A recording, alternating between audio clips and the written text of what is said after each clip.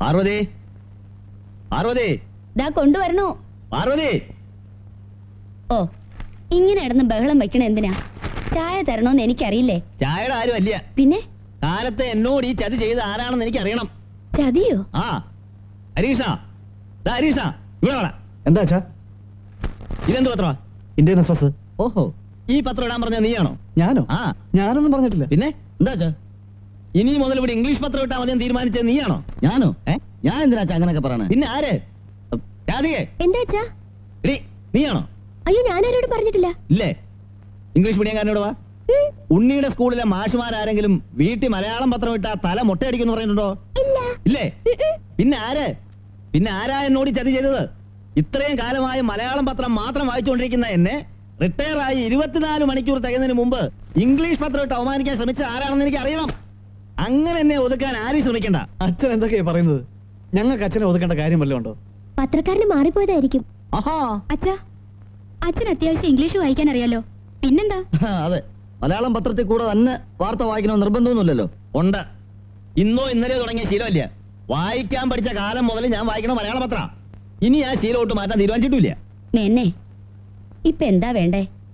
മലയാള പത്രം വേണം, അത്രയല്ലേ ഉള്ളൂ. ആ, ഗോപി, നീ പോയിട്ട് 2-3 മലയാള പത്രം വാങ്ങിക്കൊണ്ടു വാ. പിടിച്ചോ. ആ കൂട്ടത്തില് ഒരു ബാലരമയും പൂമ്പാറ്റയും കൂടെ. അത് ആർക്കാ മുത്തച്ഛ? അത് മുത്തച്ഛന്റെ ഉണ്ണിക്കുട്ടൻ.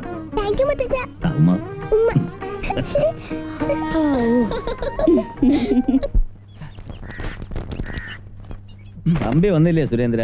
അങ്കിളോ? കമ്പനിന്ന് വന്ന് കുപ്പായോ മാറി പുറത്തേക്ക് പോയി. അപ്പൊ ബാറിലേക്കായിരിക്കും. പിന്നെല്ലാം ഇവിടെ പോരാ, അമ്പലത്തിൽ പോയി കുളിച്ചു വിടാനോ. നല്ല കോളായി. വീട്ടിലിരുന്ന് ബോറടിച്ചിട്ട് ഓടി വന്ന ഒരു ഇത്തിരി കിസ പറയാൻ.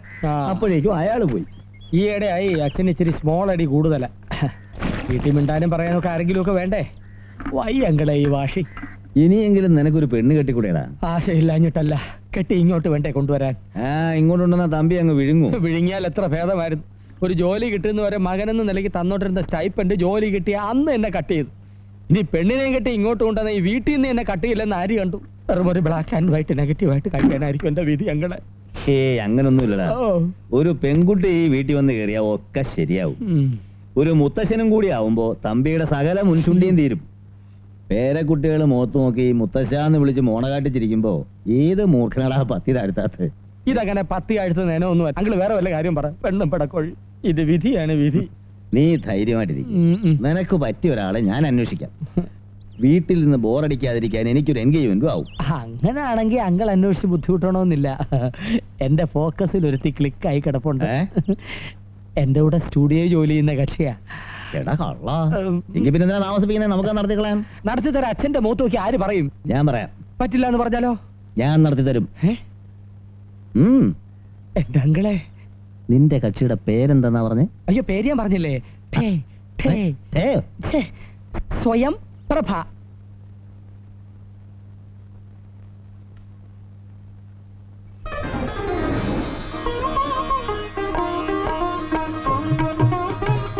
ഇനി സാക്ഷികളൊപ്പിട.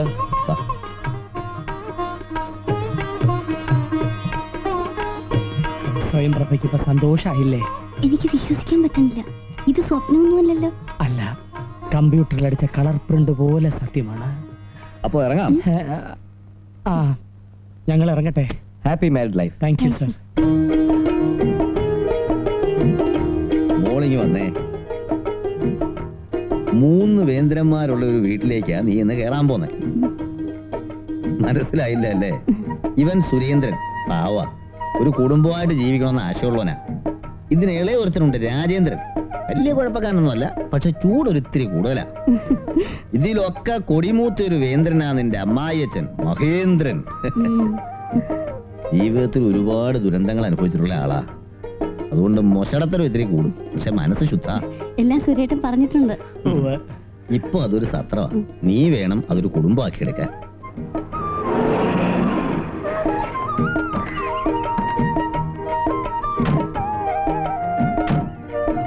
ഞങ്ങൾ ഇപ്പൊ അകത്തോട്ട് കയറുന്നില്ല. മോളെ, പറഞ്ഞതൊക്കെ ഓർമ്മയുണ്ടല്ലോ? ഓർമ്മയുണ്ട്. രണ്ടാളും കൂടി ഒരു ദിവസം വീട്ടിലേക്ക് വരണം. ക്ഷണിച്ചാലും ഇല്ലെങ്കിലും ഞങ്ങൾ വരും. സദ്യ ഒന്നും തന്നില്ലെങ്കിലും മാമ്പഴ പുളിശ്ശേരികൾ ഉണ്ടാക്കി വെച്ചേക്കണേ. കൊതിയൻ. അപ്പൊ ഞങ്ങൾ പോട്ടെ.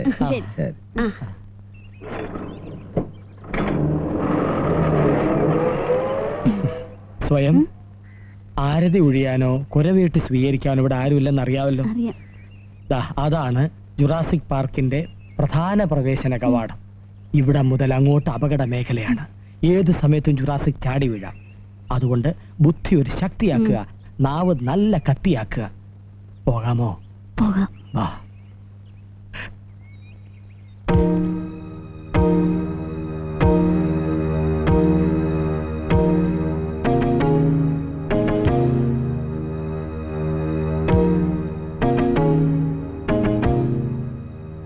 സ്റ്റുഡിയോയിൽ എന്റെ കൂടെ ജോലി ചെയ്യുന്ന കുട്ടിയാ ഞാൻ കെട്ടി. ഈ കുട്ടി ഈ വീട്ടിൽ താമസിക്കാൻ പോവാ. പെട്ടിയും ചട്ടിയും തൂക്കിയെറിഞ്ഞ് പട്ടിയെ പോലെ ഞങ്ങൾ ആട്ടി പുറത്താക്കരുത്. കാലി വീഴും. അച്ഛാ, എന്റെ കാലം ആരും വീഴുന്ന എനിക്ക് ഇഷ്ടമല്ല. അച്ഛൻ, പേടിക്കല്ലേ. മക്കള്, മരുമക്കള്, അങ്ങനെയുള്ള സ്വന്തം ബന്ധങ്ങളൊന്നും എനിക്കില്ല. ഞാൻ അവരെ അനുഗ്രഹിക്കാറുമില്ല. പിന്നെ എന്നെ അച്ചായിച്ചൊന്നും വിളിച്ചേക്കരുത്. അഥവാ എന്തെങ്കിലും വിളിക്കേണ്ടി വന്നാലോ?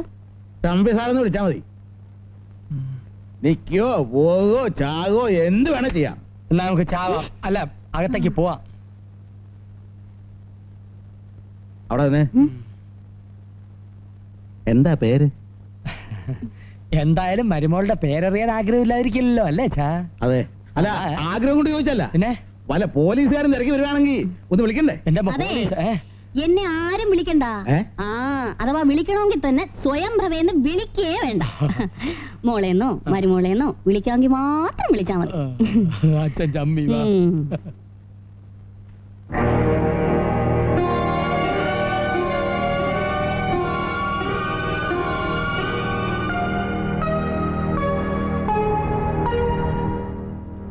കാപ്പി. ഞാൻ ആവശ്യപ്പെട്ടില്ലല്ലോ. ഞാൻ ഈ കുടുംബത്തിലേക്ക് വന്നിട്ട് ആദ്യമായിട്ട് ഉണ്ടാക്കിയതാ. ആവശ്യപ്പെട്ടാലും ഇല്ലെങ്കിലും തരേണ്ടത് എന്റെ കടമ. കുടിക്കുന്നതും കുടിക്കാതിരിക്കുന്നതും അവരവരുടെ മര്യാദ.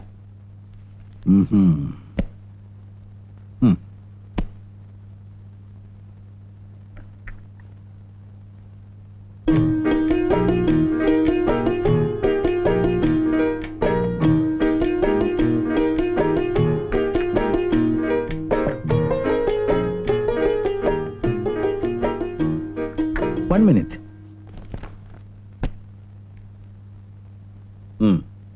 എന്തിനാ ഇത്?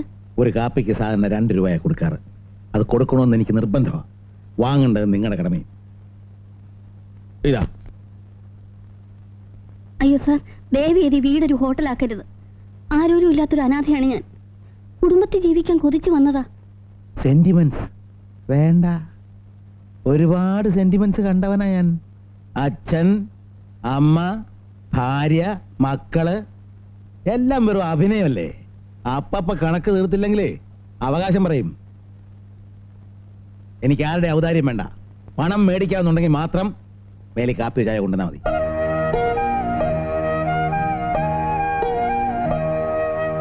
One minute. അതെ, ഇനി മുതൽ ഹോട്ടലിൽ നിന്ന് ആഹാരം കഴിക്കണമെന്നില്ല. ഞാൻ ഇവിടെ ഉണ്ടാക്കാം. സമയമാകുമ്പോൾ ഡൈനിങ് ഹാളിലോട്ട് വന്നാൽ മതി. പിന്നെ സാധാ ഊണ് 5 രൂപ, സ്പെഷ്യൽ ഊണ് 10 രൂപ. റൂമിൽ കൊണ്ടുവന്ന് വിളമ്പി തരണമെങ്കിൽ 15 രൂപയാവും.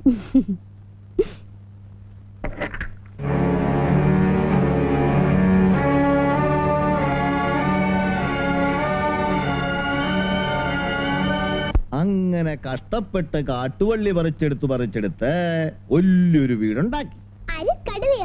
അല്ലെന്ന് പിന്നെ കൊരങ്ങച്ചൻ. എന്നിട്ട്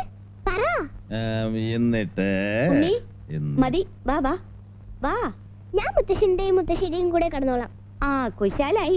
എന്നിട്ട് വേണം മുത്തശ്ശന്റെയും മുത്തശ്ശേരിയും പള്ളക്കിട്ട് ചവിട്ടാൻ. ഞാൻ ചവിട്ടില്ല. ചവിട്ടില്ല. ഓ, അവൻ ഇവിടെ കിടന്നോട്ടെ ശ്യാമളെ. വേണ്ടമ്മേ, ഉറക്കില്ല രണ്ടാളെയും. ഞാൻ ഉറക്കും. അല്ലേ മുത്തശ്ശ? പിന്നെ ഉണ്ണി, പറഞ്ഞാലനുസരിക്കണം. മോൻ ചെല്ല്, നല്ല കുട്ടിയല്ലേ. ശരി. ഗുഡ് നൈറ്റ് മുത്തശ്ശ. Good night. അതൊക്കെ ഉമ്മ. ഗുഡ് നൈറ്റ് മുത്തശ്ശി. Good night. അപ്പൊ ബാക്കി കഥ നാളെ കേട്ടോ മുത്തശ്ശ. ഓ, ഉത്തരവേ.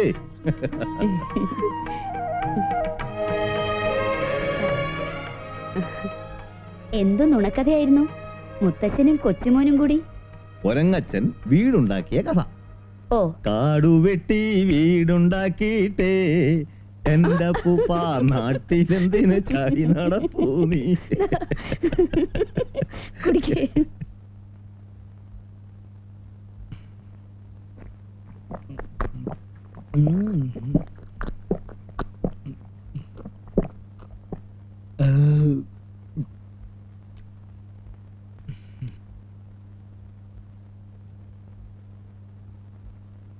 അയ്യോ മുഴുവനും കുടിച്ചല്ലേ? സന്തോഷായില്ലേ? പിന്നെ സന്തോഷം കൊണ്ട് എന്റെ കണ്ണങ്ങ് നിറഞ്ഞു പോയി. എന്നാ ഈ ഗ്ലാസ് മുടങ്ങ് തിന്നു. അയ്യോ വേണ്ട, വായ മുറിയും.